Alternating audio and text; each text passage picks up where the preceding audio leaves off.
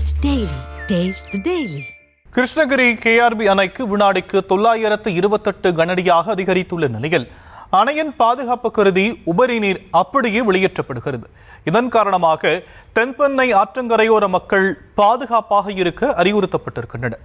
விவரங்களை நம்முடைய செய்தியாளர் பிரதீப் குமார் வழங்க நாம் கேட்கலாம். பிரதீப் குமார், தற்போதைய நிலவரம் என்னவாக இருக்காங்க? வணக்கம் சார். கிருஷ்ணகிரி மாவட்டத்தில் தென்மேற்கு பருவமழை தீவிரமடைந்து கடந்த 15 நாட்களாக மாவட்டத்தில் பல்வேறு பகுதிகளில் பகல் மற்றும் இரவு நிலைக்கு தொடர்ந்து கலந்துரையாடல் செய்து வருகிறது. குறிப்பாக கிருஷ்ணகிரி, ஓசூர், வேப்பனப்பள்ளி, காவிரி பணம், பசுமை மற்றும் சுற்றுவட்டார பகுதிகளில் இரவு நேரங்களில் சராசரியாக 10 சென்டிமீட்டர் மழை குறைந்து வருகிறது.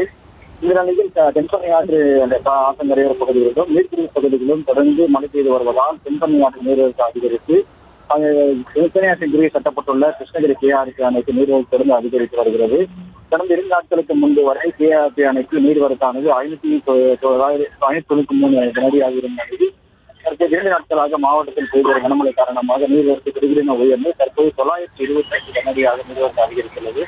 இதனால் அணையின் மொத்த கொள்ளளவில் 52 அடிக்கு தற்போது 5 அடியை நீர் கொள்ளளவு எட்டியுள்ளதால் அணையின் பாதுகாப்பு கருதி அணையிலிருந்து வினாடிக்கு 928 கனஅடி, அதாவது நீர்வரத்து அப்படியே வெளியேற்றப்பட்டு வருகிறது.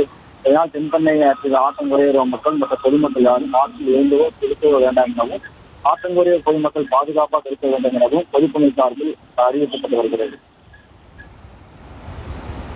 விவரங்களுக்கு நன்றி Pradeep Kumar. Taste the Daily. Taste the Daily.